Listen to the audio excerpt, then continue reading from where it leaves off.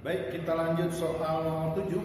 Dua buah sumber tegangan dan 3 buah hambatan identik serta sebuah ampermeter disusun seperti gambar.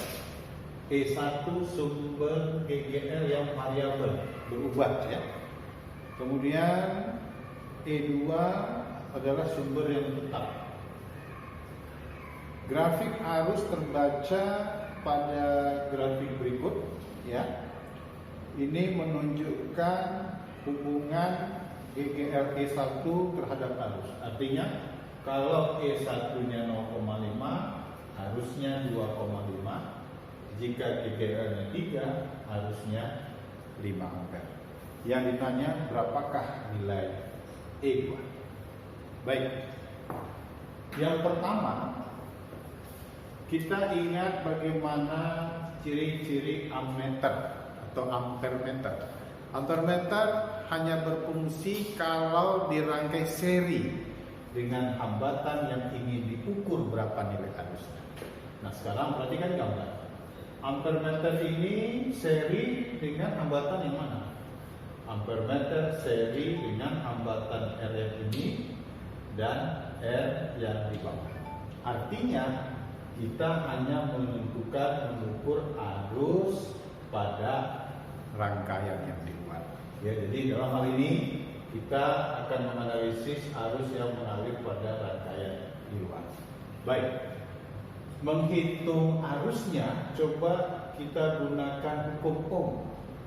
Hukum Ohm gimana? V sama dengan I dikali dengan R. Coba kita bayangkan. E1 kutub panjangnya sebelah atas, berarti arusnya keluar dari panjang menuju ke GGL dan PDL. E2 pun sama. E2 yang panjang sebelah atas, artinya dari E2 harus keluar ke atas menuju kutub yang pendek. Sehingga kelihatan E1 dan E2 itu arahnya searah ya. Maka V-nya jumlahkan.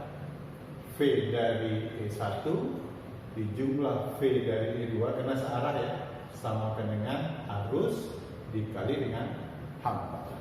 Nah, sekarang kita analisis dari grafik. Perhatikan. Coba kita ambil yang pertama. E1-nya 0,5, harusnya berapa? 2,5. Berarti kalau kita substitusi kemari, E1-nya gantilah 0,5 dijumlah E2. Nah, samakan dengan I. I-nya kalau E1-nya 0,5, I-nya berapa? 2,5. Hati-hati di sini I-nya dalam mili.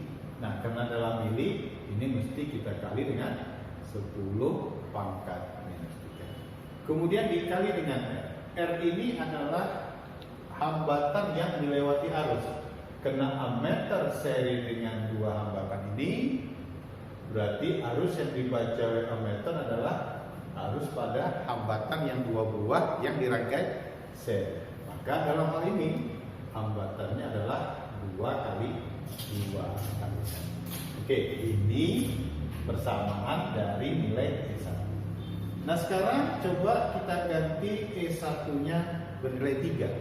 Maka akan kita peroleh GGL E1-nya 3, E2-nya nggak tahu, sama dengan dalam hal ini harusnya 5 dikali 10 pangkat minus 3 sama ya, dikali dengan 2R.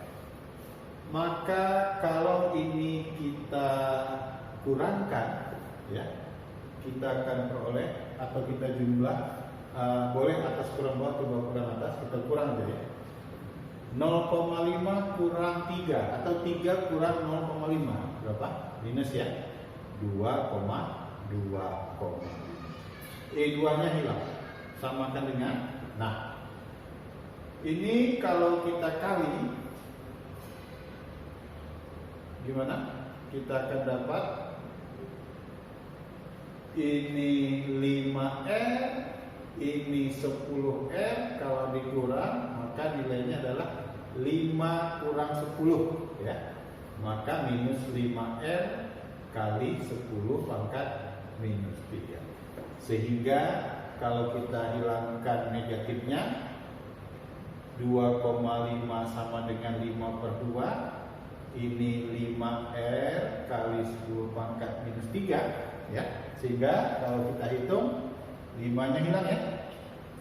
Min 3 pindah ke kiri. Min 3 pindah ke kiri jadi positif ya. 1000 dibagi 2, ini nilainya sama dengan R. Berarti R dibagi R sama dengan 1000 bagi 2 berapa? 500 ohm. Nah, nanti ini langsung terjawab soal nomor 8. Nah, sekarang kalau kita mau hitung berapa E2, kita masukkan ke salah satu saja ya. Bayangkan kita masukkan ke persamaan yang pertama 0,5 dijumlah E2 samakan dengan 2,5 kali 10 pangkat minus 3 dikali 2 kali R nya kita ganti 500. Nah, ini akan kita peroleh berapa? 2 kali 500 1000. Ini habis ya. Maka nilai E2 akan diperoleh E2 sama dengan 2,5, 0,5 pindah ke kanan, dikurang 0,5 nilainya 2 ohm. Jadi kesimpulan kita langsung menjawab juga soal nomor 8. Nilai hambatannya 500, nilai GKL nya 2 ohm.